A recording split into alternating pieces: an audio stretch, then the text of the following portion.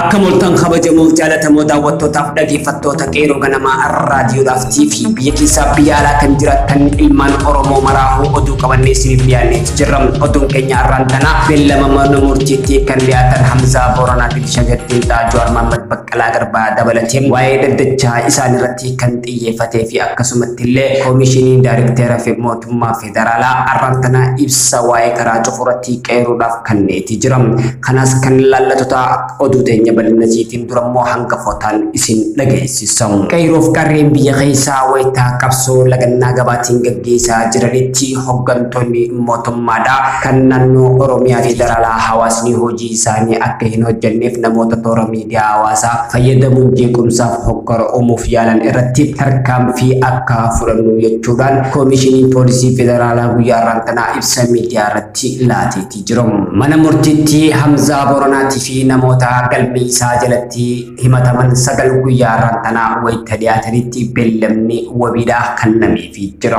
Beellamni kun yoomitti akka ta'e qulqulleeffachuu baannus gama bal'ina oduu keenyaa keessattis nuti qomama. Oduu maddeen alaatiin pirezidaantiin Ameerikaa Doonaald Tiraamp marsaa miidiyaa kan akka Feesbuukaa fi Tiwiitaraa irraa akka ugguramee jiru dhaga'ameetii jira. Sababaan uggurameef odeeffannoo sobaa dhibee koronaa vaayirasii ittisuurratti daa'imman ofirraa ittisuu danda'a jechuudhaan viidiyoo maxxansee irratti sababa kan ta'e ta'uu gaggeessaa marsaa miidiyaa Feesbuukaa fi Tiwiitaraa har'aan tanaa uggura isaanii ibsaniiti jiran. Tole kabajamoo jaalatamoo daawwattootaaf dhaggeeffattoota qeeroo ganamaa raadiyoo TV kun hangafoota keenya bal'ina oduutiin isin dabarsa. Oduu har'aa waliin isaan obsaa Ridwaanii hamma xumura oduu keenyaatti nu faana gaariin isin jenna.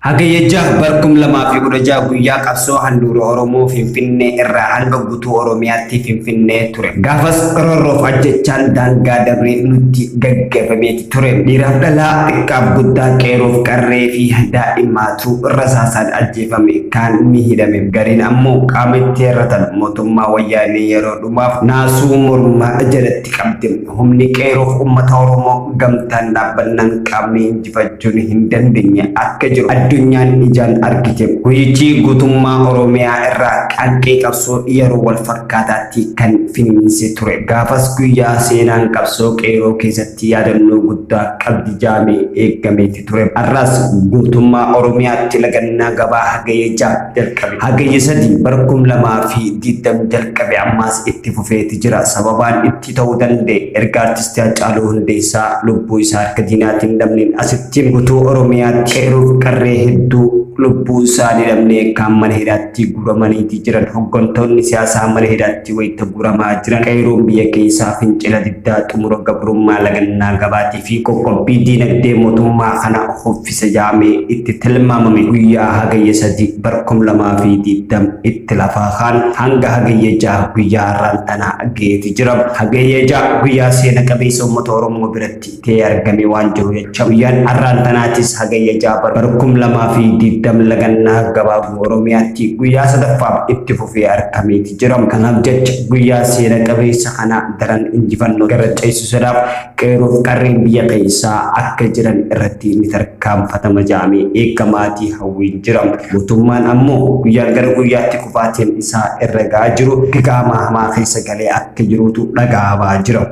Guyyaa kan tanaa mana murtiitti namoota dhiyaatan galmee Hamzaa Booranaa jalatti tarreeffaman namoota 9 mana murtiitti dhiyaataniiti jiran. Gama kanaanis namoonni biraatis kan dhiyaatan yeroo ta'u beellamni Baqqalaa Garbaatii fi Dajanee Xaafaatii fi akkasumas Shamshaddiin Xaatis arra ture. Kana qofaas osoo hin taane Jawaar Mohaammadis beellamni isaa yeroo 4ffaatiif kan arra ta'ee argamee jira. Galmee Hamzaa Booranaa jalatti ganama har'aan tanaa kan dhiyaatan namoota 9 mana murtiitti dhiyaataniiti jiran. Shakkamtoota Hamzaa Booranaa jalatti argaman jaanii manni murtii dhiyeesse keessaa Asaffaa Taamiraat Hussein Sabbaqaatii fi Qaaritee fi Guutuu Tafarraa dabalatee namoota 9 yeroo ta'an 8 ammoo jala dhabdoota obbo Jawaar Mohaammed jalatti himatamaa jiran ta'ameeti jira. Shakkamtoonni kaleessa waaree booda mana murtii sadarkaa jalqabaa federaalaa dhaddacha Ramaddii Yakka Araadaatti si'a 4ffaatiif kan dhiyaatan yeroo ta'an qorattoonni poolisii yaada ragaalee 27 funaan beeksiseeti ture. Manni murtii mirga wabii shakkamtoonni gaafataniif ajaja laachuu irratti beellama haaraa qabateeti jira. Baadiyyaa kaabaa kibba guutuu Oromiyaa keessatti erga artistii Haacaaluu Hundeessaa du'een asitti uummanni Oromoo tokko rafeen beeku biyya keessaa biyya alaatti roga jiruun qabsoo gaggeessaati jira. Guyyaa kana wal qabatee keessattuu lagannaa gabaaratti qeeroo waamicha deessiteen guyyoota sadii itti fufee ooleeti jira. Guyyaa rantanaa miidiyaa biyyattii OBN irratti kan as ba'ee dubbachaa jiru. Hawaasni hojii isaa akka hin hojjenneef namoota toora miidiyaa hawaasaa fayyadamuun jeequmsaa fi hokkora uumuuf yaalan irratti tarkaanfii akka fudhatamu koomishiniin poolisii federaalaa ibseeti jira. Qeeroo biyya keessaa ajjeefamaa hidhamaa tumamaa reebamaa wayita jiru kanarratti lagannaa gabaa kan taa'isa wayita qabsoo isaanii gaggeessuu irratti tokkolleen akka duuban deebines qeeroon dhaamsa isaanii dabarfachaati jiran. Haa ta'u malee ammoo keessattuu naannoo Finfinnee fi Oromiyaa keessatti oduun namoota to'annoo seeraa jala jiran hiikamuu qabu jedhuu fi kun hin ta'u yoo ta'u karaa cufamuu qaba jedhanii dargaggoota yookaan qeeroo dogoggorsiisuu yaaluu taasifamuu fi qaamota toora miidiyaa hawaasaa irratti sirboota walitti bu'insaa uumuu danda'an namoota gad lakkisan irratti tarkaanfiin akka fudhatamu koomishiniin poolisii federaalaa daayirektara koomishinii obbo Jaayilaan Abdii ibsaniiti jiran. Garuu isaan ibsa kana qabachuun duratti qeeroon akeeka isaaniitii fi mul'anni isaanii maal akka ta'e osoo nu hubatin. Haa ta'u malee namoonni gaaffii siyaasaa qaban karaa nagaa ta'een marii gaggeessan rakkoo isaanii furuu qabu malee hokkoraa fi jeequmsa kaasuun lubbuu namaa dabarsuu fi qabeenya barbadeessuun sirrii akka hin taanes ibsanii jiran jechuudhaan obbo Jaayilaan miidiyaa biyya irratti arrantana ibsalaa jiran. Haa ta'u malee qeeroon biyya keessaa biyya alaa lubbuu isaa kan dhabaa jiru lafa Oromoo fi Oromiyaa irratti wayitee sababa Oromoo ta'ee fi lafti Oromiyaa irratti lubbuu isaa dhabaa jira jechuudhaan uummanni Oromoo qabsoo isaa finiinsaati jira. Osoo uummanni qabsoo finiinsaa jiru mootummaan harka lafa qabachuu isaanii wayitee farkanitti gabbaanii ibsa miidiyaa irratti hannuun kun ammoo qeeroo daran onnachiisa malee duuban deebisu jechuudhaan qeeroo marsaa miidiyaa hawaasaa irratti wal jalaa qabaa dabarsaa jira. Qabsoon irratti fufteetu kan dhaabbanne wayita ta'u lagannaa gabaa isaan gabbaaftee takka takkaan kan dubbisiiftu ta'uu argamaati jira. Sirboota warraaqsaa sirbuudhaan Oromoo biratti daran kan beekamu wallisaa Ittiqaa Tafariin erga koronaa vaayirasiidhaan qabameen torbaawwan muraasni darbuu isaa dubbachaati jira. Dhukkubni bakka akkasitti inni qabee jee hin beeku kan jiru wallisaan kun bakki itti inni qabu hin oolu jee shakku garuu inuma jira jechuudhaan dubbateeti jira. Shakkiin koo gaafa obboleessi keenya wallisaan Haacaaluu Hundeessaa ajjeefame san maaskii osoo hin godhatin hospitaala keessaa asiif achi fiigaati ture. Ambottis yeroo awwaalcha san ana qofa osoo hin tahin namoonni hedduun miira keessa waan turreef maaskii hin fayyadamne shakkiin kiyya kanuma jechuudhaan dubbachaati jira. Erga Amboo deebi'ee miira dhukkubbii itti dhagahameen gara buufata fayyaa dhuunfaa deemuudhaan dhukkuba biraa akka ta'e qoricha ajjamee fi fudhataa akka tureetu himamaa jira. Dhukkuba biraatiin haajaamu malee mallattoon ofirratti argaa ture mallattoo koronaa vaayirasii ture jechuudhaan Ittiqaan dubbachaati ture. Qaamni koo baay'ee na dhukkube utaaloo goggogaa ta'a sa'aatii sadiif osoo walirraa hin kutiniin na kufaasisaa jechuun dubbate. Ergasii gara biiroo fayyaatti bilbiluudhaan qorannoo taasifameef booda koronaa vaayirasiin irratti argamu waan mirkanaa'eef giddugala wal'aansa koronaa vaayirasii galma Barkumeetti torbee lamaaf yaalamaati ture. Kan hin jiraan obboleettii tiyyaa waliin waan ta'e jecha isiinis qabamteeti turte.